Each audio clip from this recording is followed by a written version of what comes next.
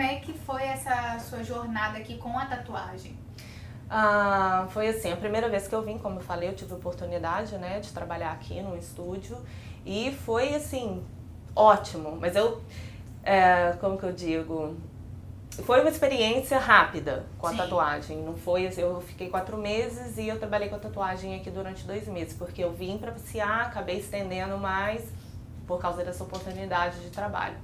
E aí voltei para Belo Horizonte. E o legal é assim, foi a minha primeira viagem internacional, né? E aí quando a gente volta, gente, que você ficou um tempo fora, que você trabalhou com isso choque, fora... Né? Não, as pessoas ficam enlouquecidas, né? Com certeza, a valorização do seu trabalho. Sim, é impressionante. E aí, assim, trabalhei, né, continuei em Belo Horizonte e tal, e aí teve outra oportunidade, então eu já vim direto para trabalhar no estúdio. E aí eu vim e eu ia ficar 4 meses como guest, né? E aí eu conheci o meu marido e fiquei. E aí eu continuei trabalhando nesse estúdio durante um tempo. E depois eu decidi seguir o meu caminho. Então, assim, hoje eu trabalho com tatuagem. Meu atendimento é totalmente privado, eu atendo pouquíssimas pessoas. Então, assim, eu escolho o trabalho que eu vou fazer, eu não faço qualquer trabalho, então, assim, né, eu verifico, analiso todos os trabalhos, todos os pedidos de orçamento e estilos. E eu tenho um estúdio privado e o meu atendimento é completamente privado. Normalmente, eu faço fechamentos e tudo mais, então, assim, quando eu estou trabalhando num cliente que é uma sessão de fechamento, o dia é todo dele. Entendeu? Então, assim, eu vou me dedicar aquele dia. A semana é mais ou menos assim, normalmente 3 clientes, 4 clientes. Mas eu tô com um projeto de abrir uma loja, assim, maior, privada também, porque por enquanto, né, sou só eu. Uma loja privada, então o atendimento vai continuar sendo todo privado, mas com outros artistas. E isso tá, assim, pra sair, por isso que eu já tô falando. E eu espero que seja sucesso também. Que bacana. Seja muito bom. Como é que foi, assim, a aceitação da sua família com isso? Foi super tranquilo? Nossa, essa história lá do início, né? Pessoa de 19 anos, de acabar de fazer 20. Como eu disse, eu sempre amei arte. Eu tinha certeza que eu ia trabalhar com isso. Então, assim, eu dava curso, com 19 anos eu dava curso de desenho num ateliê para crianças.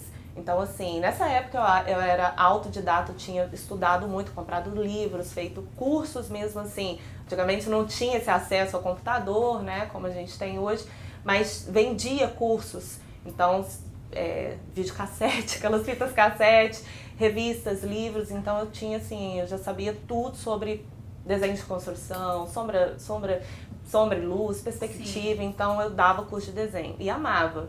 E um amigo tatuador virou e falou, por que você não faz desenhos pra tatuagem? Porque como na época a gente não tinha acesso nenhum, as pessoas não tinham computadores em casa, pra você ter noção. Tava começando, gente, 39 anos, né?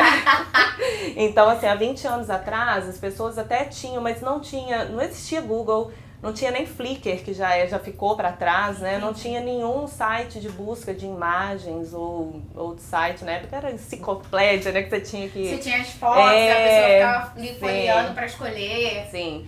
Então, na época, os tatuadores e artistas, desenhistas, eles criavam aquelas pastas, que eram catálogos. Tinha no estilo comercial masculino, que era carpa, fênix, dragões, né? Fogo, tribais. E tinha o comercial feminino, que na época era moda. Muito famoso na época da minha adolescência. Sim, índios também, Índia. Isso, e carpa, muito.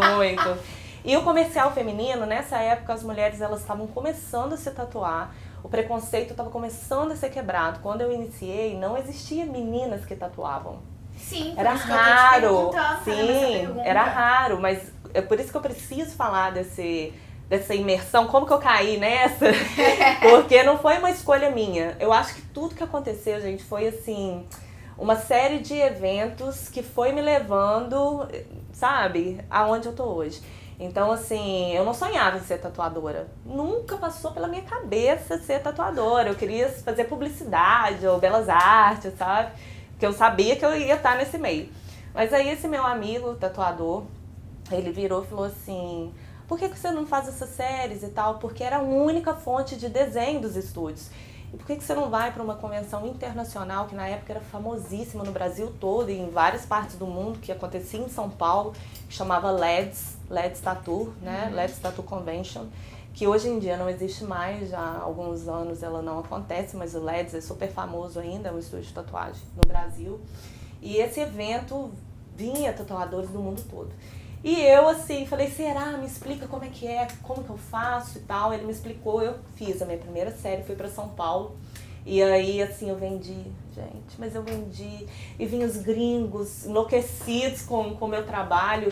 E, tipo assim, foi, sabe, eu fiquei, assim, apaixonada. Foi muito mais do que eu imaginava. E eu vestia minha humildade, porque, né, os desenhistas lá todos metidos e tal. E eu pegava minha pastinha, passava de stand em stand, conversando, conhecendo os tatuadores. E tipo assim, me encantou.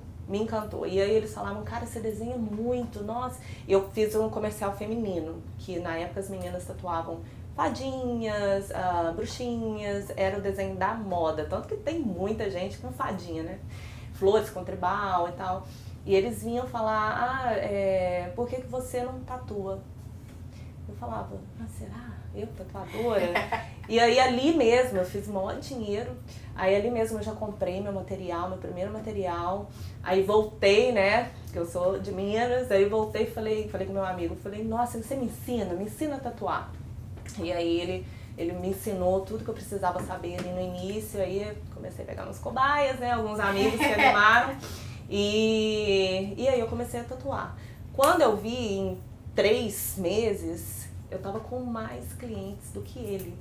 Porque como eu já tinha, é isso, pra você se tornar um tatuador, se você desenha muito bem e ama muito isso, você vai ser um excelente tatuador. Porque a única coisa que, principalmente hoje, porque na época, cara, 20 anos atrás, era tudo muito arcaico. Pra você ter noção, nós comprávamos as agulhas soltas, vinha um milheiro, 1000 agulhas, comprávamos as hastes, fazíamos num ambiente, né, totalmente limpo, estéril e tudo mais, a soldagem dessas agulhas na haste para usar naquelas maquininhas de bobina, entendeu? Então, assim, eu me considero totalmente old school, porque na época que eu comecei era, assim, muito trabalho. Para você ser um bom tatuador, você tinha que ser um bom soldador, porque suas agulhas tinham que ficar muito bem soldadas e aí você colocava... Tinha que ser bom por completo. Sim, por completo. E aí porque se você soldasse ou estourasse a ponta de uma agulha, é porque a pontinha é muito frágil. A tatuagem já ficaria horrível, entendeu? Então, assim, tinha que regular a máquina, era igual um violão. Você tinha que fazer a regulagem da máquina. Hoje em dia as máquinas são de motor, não precisa de nada disso, né? As máquinas são sem fio. Então, assim, na época... gente, eu lembro disso com tanta saudade, porque... Sabe, foi Bate tão uma demais. saudade